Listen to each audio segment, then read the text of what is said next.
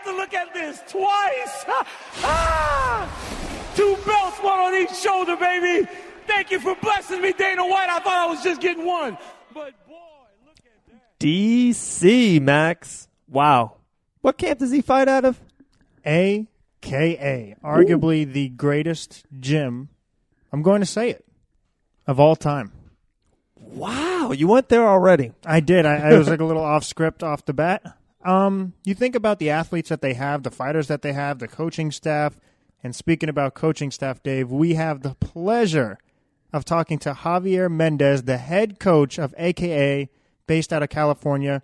You have Daniel Cormier, Cain Velasquez out of this gym, Khabib out of this gym, Luke Rockhold. The list goes on and on. Yeah, they have so many others, too. I looked into it. 23, 24 fighters that fought in the UFC, Bellator, PFL, all different kind of rankings. And also the longevity that this gym has. It hasn't been a hot gym that got good for a year, exactly. 16, 18 months. This is like a 7-year reign. This is domination. Exactly. So, guys, without further ado, this is on all podcast platforms, Locked In with 2 N's. Download and subscribe. If you have any questions for Javier, please let us know. Leave a comment underneath the comment section on all podcast platforms. All right, here we go. Javier Mendes. Okay, we are here. Javier Mendes, head coach, a.k.a. How are you doing today, my man? I'm doing good. Just driving into the gym. Now, is that nerve-wracking? You're driving into a Shark Tank in a way. So do you feel comfortable doing that? Because most people walk into a gym with the toughest people in the world be a little nervous. Well, when you're the shark trainer, it's okay, right? That is true. That's a good answer. I like that. That is true. But real quick, before we dive into everything, how did you get into coaching? Purely by accident. I basically was training at Taekwondo with Scott Coker, who's the president of Bellator right now at the present time. And he started a promotion called PKA. It was under West Coast Productions. And I used to help him with fighters, picking up fighters from the airport, rent the back room. And all of a sudden, he just asked me if I wanted to do an exhibition bout with a famous legendary martial artist named Bill Superfoot Wallace. And I said, yeah, I'll do it. But I was really joking. I was only playing around. And he took me serious. And basically, from there, I almost was going to back out, but then I remember a good friend of mine, Juan Alexander, told me that I need to stop talking crap. I'm a woulda, shoulda, coulda guy. And until I do something, I need to shut the F up and stop talking about what I could be or what, he basically just said, what have you done? And I really couldn't think of anything I've done because I've done nothing. So that's how it all started for me as a fighter. But as becoming a fighter, I had to quit real estate because I wanted to devote the time to training to fight. So I took on students. So I was doing private lessons to make ends meet. That's how it started. Wow. What a story. Most great things usually start by an accident. So that's awesome. That's great to hear. All right. I have a question for you. So, Coach, you have so much talent in one gym. Like, I compare you guys to the Golden State Warriors. You have Kevin Durant, Steph Curry, Klay Thompson, Draymond Green. They just have DeMarcus Cousins. And people think it's easy. You have 5 All-Stars you should win. But maintaining all of those egos or making sure everyone is happy is definitely a challenge. You have a double champ and arguably the greatest fighter of all time, Daniel Cormier. You have an undefeated champ who looks unstoppable, Khabib. You have, in my opinion, the greatest heavyweight of all time in Cain Velasquez. And you also have our guy who's been on the Locked In podcast, John Fitch, and a whole bunch of up-and-coming talent. What is it like coaching all of them? Is it a challenge at times? Yeah, no, it's a challenge. And it's a challenge to also get new up-and-coming blood, and thank God I have Dwayne Zinkin and Crazy Bob Cook. They manage the vast majority of my top talent. And they recruit them to come to the gym. So I have huge help from Dwayne Zinkin and Crazy Bob Cook, Crazy Bob Cook also happens to be, to me, one of the best coaches in the business. He just doesn't get out there so people don't realize how great of a coach he is. Wow. But it's because of those guys that I'm able to get this great talent and mold them. So it isn't by accident. It's by design, you know. And Dwayne Zinkin is a big part of that design that makes us successful. And that's what I'm fortunate about, is to having such people that have good eye for talent, and then they bring them to me, and then we put them in the mix, you know. And is it hard to deal with all the egos? Absolutely. It's not easy. It's not easy at all. And at times, you know, if I have to go to blows with these guys, then that's what it'll be. It's never happened, thank God, because I'll probably get beat up. But if I have to fight with these guys to get them to listen, I will. I got my money on you. Don't worry. I got my money on too, because they're not allowed to hit me. Oh, Coach, that's awesome. One of my questions for you is I'm a process guy. I love the build of something almost more than the event itself. My question for you is, do you prefer that Madison Square Garden main event, or do you prefer just a normal Tuesday afternoon in San Jose in the gym? Which are you? Are you like a process, or you're just, oh my gosh, there's nothing like the main event in a big arena? You know, to me, I was the only one that had the different answer. They talked to all the coaches for Daniel's fight, you know, at Madison Square Garden. All the coaches were like in awe at Madison Square Garden. But I was already there previous to that, 2 years earlier with that, when Khabib fought there. And I didn't give a shit. Like, I didn't care. It was no big deal to me, you know. So for me, it isn't like I prefer the gym over Madison Square Garden. I prefer in a big arena over the gym. I guess you can put it that way. Madison Square Garden to me I didn't look at it like anything special, because I'm a coach. I'm not a fighter. If I was a fighter, it probably would mean a lot to me as a fighter, but as a coach, it meant shit. Right. You know, realistically for me as a coach. I'm not talking about as an entertainer, a fighter. That's different. If I was a fighter, it'd probably mean a lot. But I'm a coach, and I know where my job is, and it's a coach. I'm not the entertainer. I'm the mechanic, you know, so I don't really care. My cars perform in whatever arenas, right? It's the same for me, you know, as long as they perform. But at the gym, not the same, because you want the public to be able to watch the performance of the people you work with. Right. Okay, the fan in me has to ask, I know there's so much involved with that. You have contracts, you have agents, obviously the other party, but Khabib just got done with the biggest fight in UFC history and mauled Conor McGregor, made it look easy, outclassed him. And is there a fight you as a coach would prefer or love to see him fight? Honestly, just because it's an enormous challenge, I would like to see the Mayweather fight and him just the box to see how well he does in boxing. You know, I would like to see that happen. I think it can happen. I think Mayweather's interested in that possibility, and it's just a matter of. And I think Khabib's interested in the possibility. So, in a boxing match, I think that would be an incredible feat to do. Can you imagine that? If all of a sudden we get an opportunity, and by some chance we get that knock where you hurt the guy, that'd be incredible. One thing I do know, I do believe that Khabib will make 12 rounds. I'm not going to predict who we can win, because that's very difficult. But 12 rounds, I would say he'd be out trying to knock him out for 12 rounds. I agree, and I'm not saying that just because, you know, you're on the phone with us. I definitely agree. When this was kind of talked about or rumored around 2-3 weeks ago, my first thing I said was, I think Khabib can go all 12. I really do. I think he's got cardio for days. You know that more than we do. His chins for days. You know, I'm not going to predict who's going to win either, but I definitely do agree with you. He does make it 12 rounds max. I want to say this. I want Floyd to get in the octagon. Can we manage to pull him into the octagon? Khabib can't throw a punch. Just allow Khabib to take Floyd down. Is there any way we can drag Floyd Mayweather into the UFC to fight Khabib? Is that possible?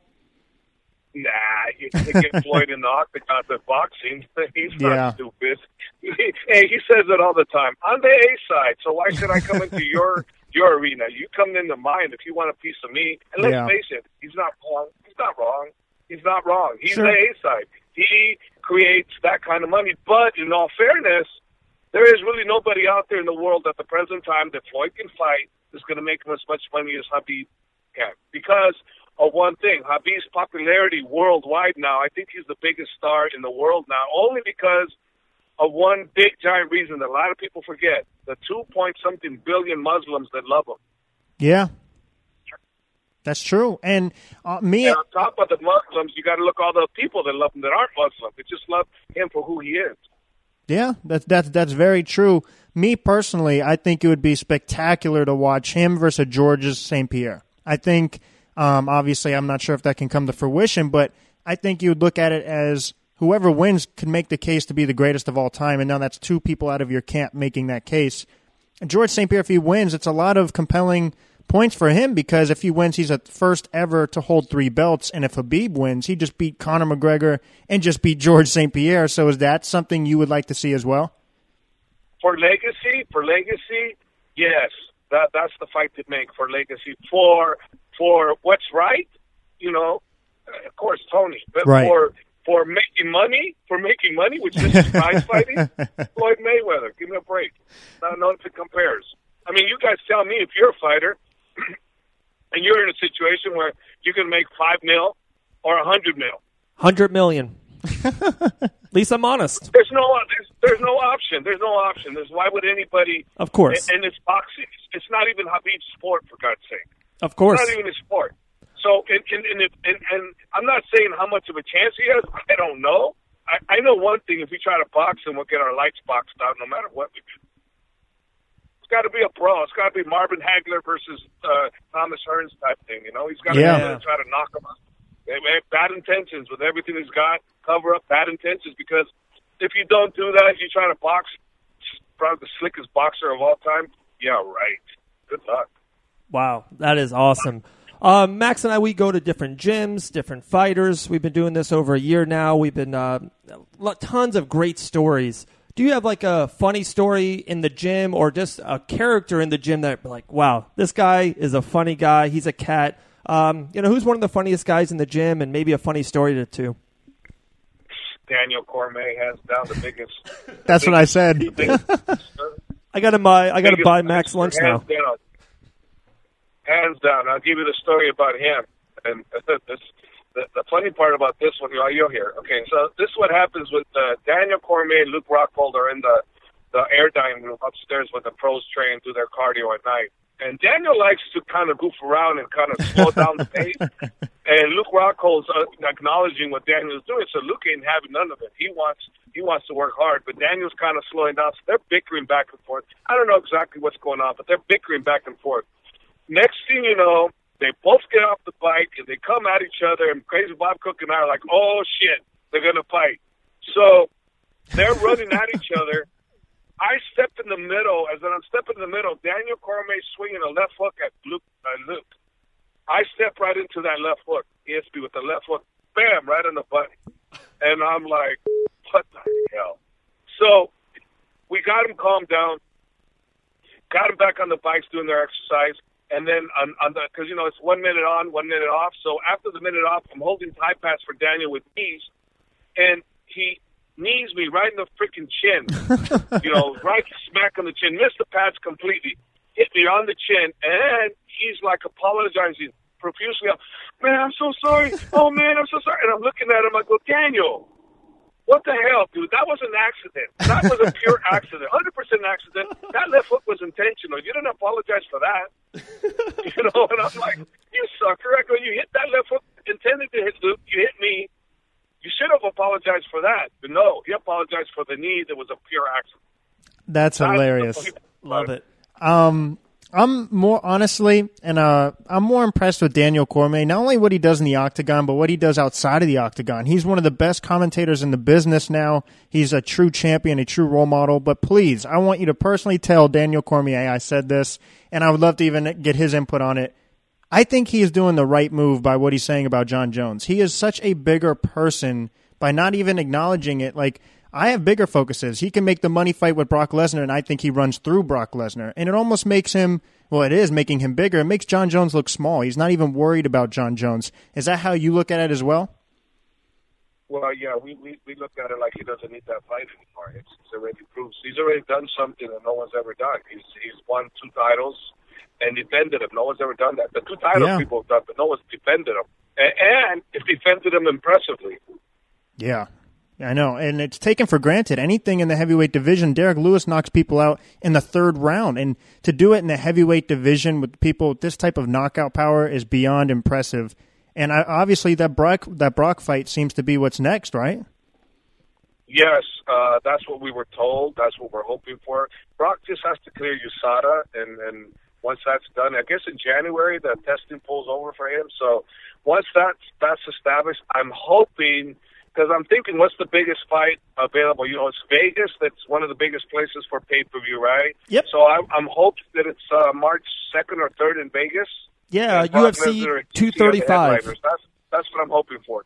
Wow, yeah, that's UFC 235. That would be that'd be pretty. That'd be a good pay date. Yeah, and another person that I saw you guys have in the gym, and he's like, I think he's an up-and-coming star, Darren Wynn, and he's one of the fights on the Golden Boy promotion with Chuck Liddell and Tito Ortiz. Yeah. I hear nothing but great things about this guy. Is he the future of MMA?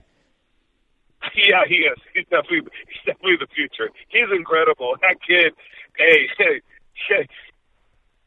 you know, keep your eyes out on him. He's a star for sure.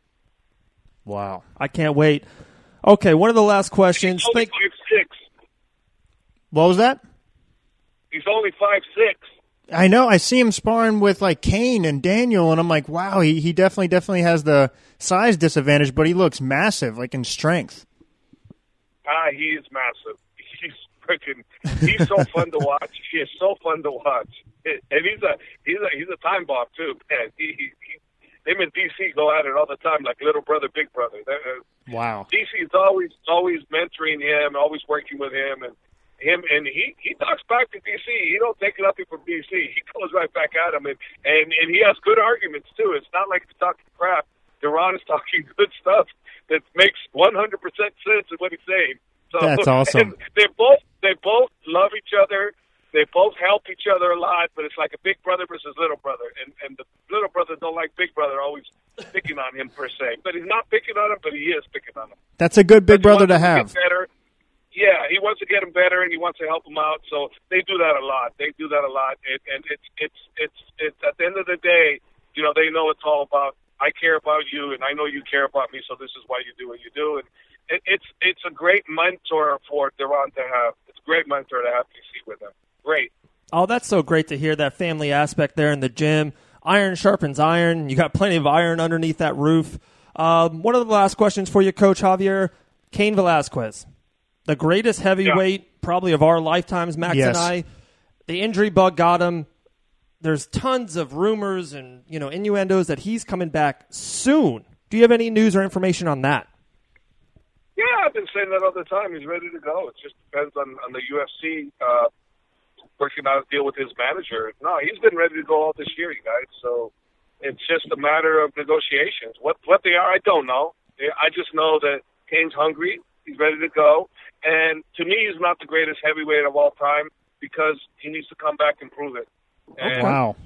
He has the greatest potential to be the greatest heavyweight of all time. But to me, it's Fedor. Fedor's the greatest heavyweight of all time. Cain comes back and he does what I know he can do. Then I'd say he's the greatest heavyweight of all time. But right now, I don't.